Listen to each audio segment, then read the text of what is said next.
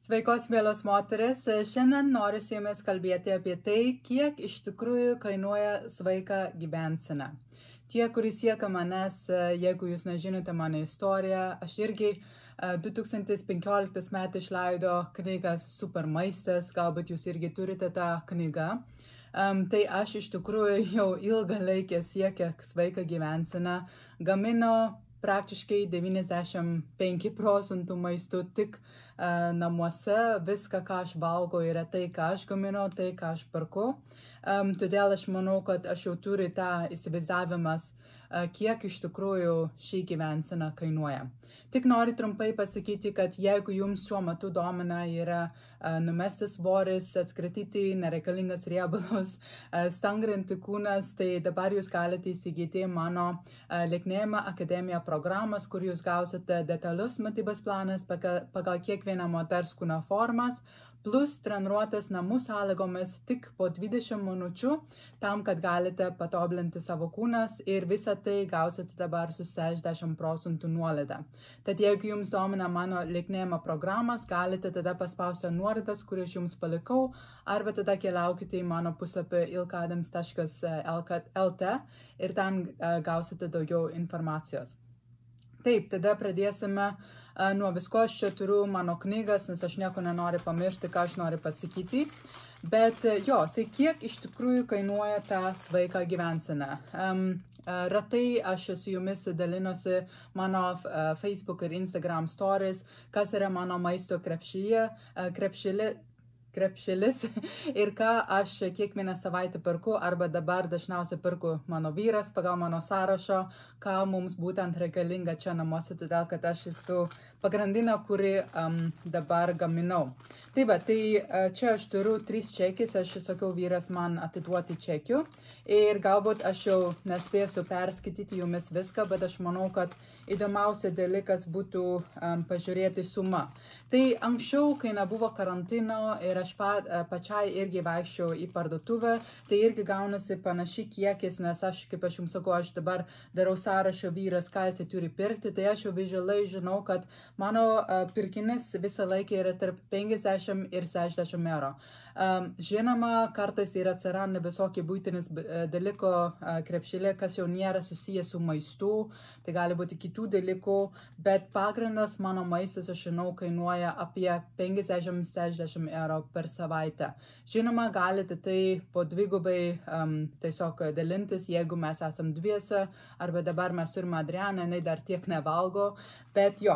Bet pirmas čekiai yra iš Maksimos ir tai yra gan daug, kiek mes čia prekiauti ir tai yra, saulė šiandien, 50-46 centus. Aš galbūt galiu video, aš jums įkelsiu kelias vaizdas, kaip atrodo mano krepšys, tiesiog, kad jūs galite įsivaizduoti kelias videos. Antras, pirkau Lidl. Šiuo metu iš tikrųjų Maxima ir Lidl yra arčiausia, kur mes galime apsipirkti. Antras čekis kainuoja 56,34. Ir tada paskutinis irgi yra Lidl, čia buvo trumpesnė sąraša. Ir tai yra 32 ir kažkiek centų. Ką aš jums galiu pasakyti, kad kiekviena iš tų sąrašo tikrai turi dabar daržovės, turi varškę, turi, čia yra vištienos filė, čia turi irgi avinžirnių užtepėlę, turi morkos, briuselio kopūstas, jautienos sprandinė, greipfrutas, raudoni apelsinai, aš tiesiog apibrėžina. Tada mes čia turime kokoso ryžių geriamas tas Alpro, taip pat mes turime liesą varškę, mes turime jogurtas, Valio šitie jogurtai, taip pat turime daug kiaušiniai, turime bananai, turime greipfrutai, liesą varškę dar, viščių broilerių, viščių kepenėlis, pienų, paprasta pienų, atšaldytos uogos ir čia irgi vėlgi atšaldyto jautienos sprendinas, liesa varškė, pilno grūdų trapučiai, gy sviestas, jogurtas be laktozė, avokadai, greipfrutas, obuoliai, pomidorai, slyvų. Va, tai va, jūs galite suvokti. Dažniausiai iš tikrųjų tai yra, ką mes perkam, tai dabar aš jau galbūt biškį laiko sugaišiau. Bet ką aš noriu pasakyti, kad anksčiau, kai aš jau pačiai irgi vaikščiau tarp parduotuvės, kaip aš jums sakau, aš išleidžiau kas savaitę, na, tą 50-60 eurų. Kartais būna daugiau, kartais mažiau, žinoma, pagal, na, kiek reikalingas namuose. Bet galima paimti vidutinis skaičius, pas mane dažniausiai būna 60 eurų. Na, čia jūs matote, net nepasiekiu 60 eurų, bet jeigu jau tą dieną reikia daugiau apsipirkti, ir tai reiškia, kad į mėnesį 240 eurų. Ir tai reiškia, kad kiekvieną dieną aš asmeniškai vartoju tarp 1700 kilokalorijų iki gali būti virš 2200 kilokalorijų, ir čia tik priklauso nuo mano tikslas, aktyvumas ir taip toliau. Tai yra vidutinis, aš manau, moters kiekis valgymas, ir taip pat aš valgau tarp 4 ir 6 valgymo į dieną. Tada, jeigu mes kalbam apie sveiką maistą, kurį galima užsakyti į namus, kažkada tai tapau labai populiaru, taupyti laiko tie, kur jau neturi tiek laiko kiekvieną dieną savo pasigaminti, galima tai įsigyti į namus. Tačiau čia dažniausiai būna be savaitgalis, tai būna nuo pirmadienio iki penktadienio, tai 5 dienas per savaitę, ir galite tada irgi pasirinkti savo kalorijų kiekis. Na, ten irgi įvairių, nuo 1200 iki 2500, kuo didesnę kalorijų kiekį suvalgė, tuo brangiau tai ir gavosi. Tai gavosi tada tarp 15 ir 19 eurų į dieną. Aš paimu 15 eurų, nes aš žinau, kad dažniausiai, kai moteris rinko tokią paslaugas, jie rinko tada mažiau kalorijų, nes jie tada galvoja, kad galima numesti svorį. Ir tai tada gausis, jeigu 15 eurų kasdien, 5 dienos per savaitę, tada į mėnesį kaina gavosi apie 300 eurų į mėnesį, ir tai yra be savaitgalis. Tada, jeigu mes kalbam apie žmonių, kurie kasdien valgo pietus kavinose, tai jie išleido vidutiniai 5-7 eurų per patiekalus, ne? Tai aš paimu irgi vidurinis kiekis 6 eurus, galima pasakyti. Ne brangiausia, ne pigiausia, 6 eurų. Tai normalus kainas pietus kažkur valgyti kasdien. Ir tai, žinoma, irgi yra be savaitgalis, bet be to, tai irgi yra be pusryčiai, be vakarienos ir be užkandžiai. Tai yra tik tai vienas patiekalas, tik pietus. Ir aš tai skaičiavau, kad tai gavosi 120 eurų į mėnesį. Tai jūs galite įsivaizduoti, kad jeigu mano 240 eurų yra mėnesį laiko tarpe, kur aš valgau nuo pirmadienio iki sekmadienio, kiekvieną dieną valgo tarp 1700 iki 2000 kalorijų, ir kiekvieną dieną valgo 4-6 valgymo, tai man kainuoja 240, tai yra dvigubai mažiau negu žmogaus, kuri kiekvieną dieną vaikščio per pietus kažkur kavinose valgyti. Ir dažniausiai tie žmonių yra tie, kurie sako, kad tai yra labai brangu valgyti sveikai. Bet jie irgi sako, kad aš neturiu laiko gaminti kažkas, ne? Tai aš manau, kad čia yra brangiausia dalykas savo leisti, ir tai irgi yra, kaip galima laiko gaišinti, nes vis tiek reikia kažkur paeiti, reikia laukti, kol padavėja ateina, reikia laukti, kol gauna maisto, reikia laukti to arba ano. Žinoma, irgi šiuo metu galima tiesiog paspausti čing, per kažkokį ten apsai, ir jau yra maistas prie durų. Tai net niekur nereikia vaikščioti, tai ir jokios kalorijos net nesudegina, tačiau tas maistas, kurie ateina, yra pilno kalorijų. Tai aš manau, kad čia yra pati blogiausia strategija, yra valgyti pietus kiekvieną dieną kažkur užsakytas maistas. Ir iš tikrųjų, jeigu jūs palyginti mano maisto, tada tai yra daug vertingiau, galbūt užims šiek tiek daugiau laiko, bet per dieną aš maksimum praleidžiu virtuvę valandą, 1,5 valandos. Tai čia yra maksimum kiekvieną dieną, kiek aš turiu stovėti virtuvę tam, kad gaminti 3 patiekalai plus užkandžiai. Tai va, tai čia yra pirmas dalis. Tada noriu kalbėti apie kiek kas kainuoja. Kas yra brangiausia, kas yra pigiausia produktus. Mano nuomonė, brangiausia produktai yra vaisiai ir daržovės. Vaisiai ir daržovės irgi turi didžiulės skiros. Ir iš tikrųjų, jeigu mes kalbam apie egzotinę vaisiai, jeigu mes kalbam apie vaisiai, kurie šiuo metu neauga tą šalyse, pavyzdžiui, jeigu šiuo metu dabar yra žiema, tai salotos, brokolis, visi šitie dalykai čia neauga, tai jie turi atkeliauti iš kažkuria kita šalis. Mangos, visi šitie ananasai ir taip toliau, jie turi atkeliauti čia. Ir todėl tos maisto produktai vis tiek gavosi brangiau.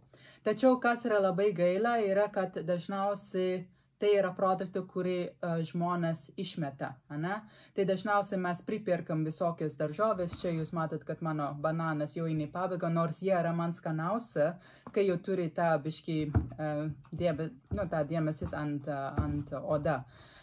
Bet dažniausiai, jeigu bananai taip atrodo, žmonės jau išmeta į šiukšlių dėžę, kas yra labai didelis klaida. Nes čia jūs išmetat daugiausiai jūsų pinigų, ką jūs turite savo pirkinių tas krepšelis.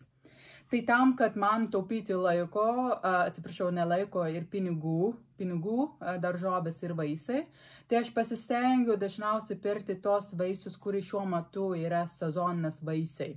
Ir pavyzdžiui, jeigu dabar yra žiema ir aš žinau, kad daugelis daržovės ir vaisiai dabar neaugo kaip uogomis, kaip visokias brokolis ir tie dalykai, aš tada stengiuosi juos pirkti šaldytos.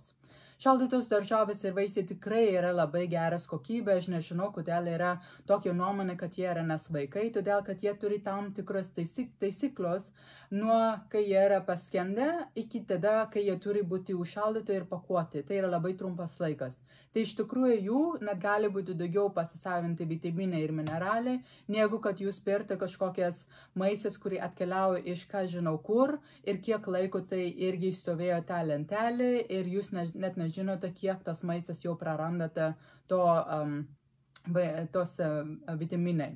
Tai mano nuomonė, žiemą metu aš daugiausiai, ir jūs irgi žinote, kas siekia manęs, dabar daugiausiai valgo šaldytos daržovės ir uogos. Kas irgi yra gerai su šaldytos, yra, kad tu gali gaminti tiek, kiek tau reikia tuo metu ir visą kitą vėl užšaldyti.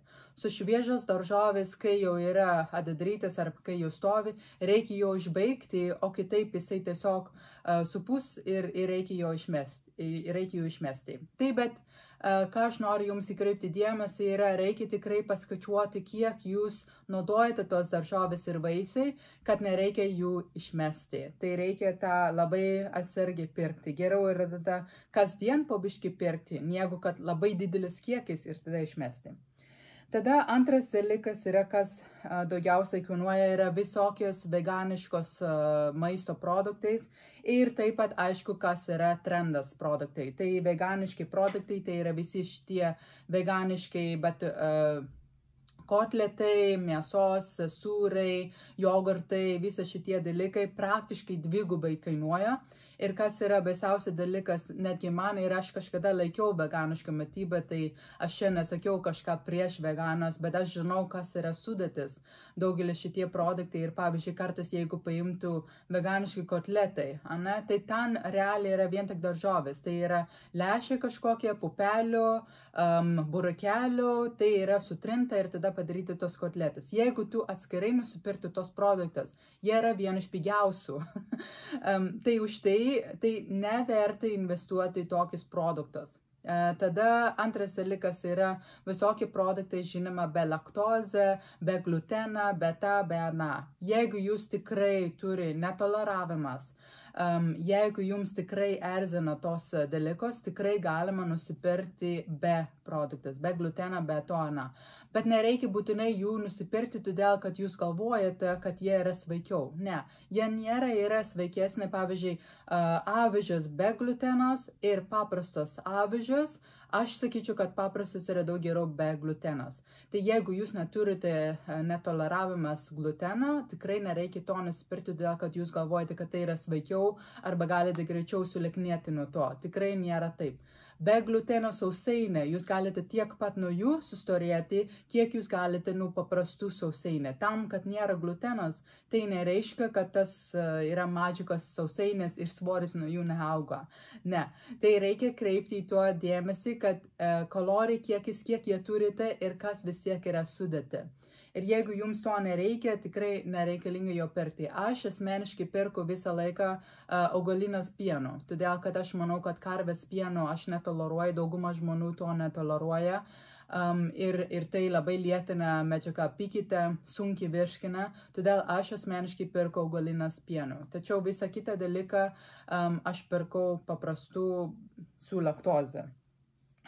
Tada, žinoma, gali būti visokių papildais, batonėlis, šitie proteininė batonėlis, visi šitie dalykai iš tikrųjų daug kainuoja. Tai jeigu jūs turite alternatyvą, pavyzdžiui, jo patys gaminti namuose, tai irgi galite taupyti daug pinigų.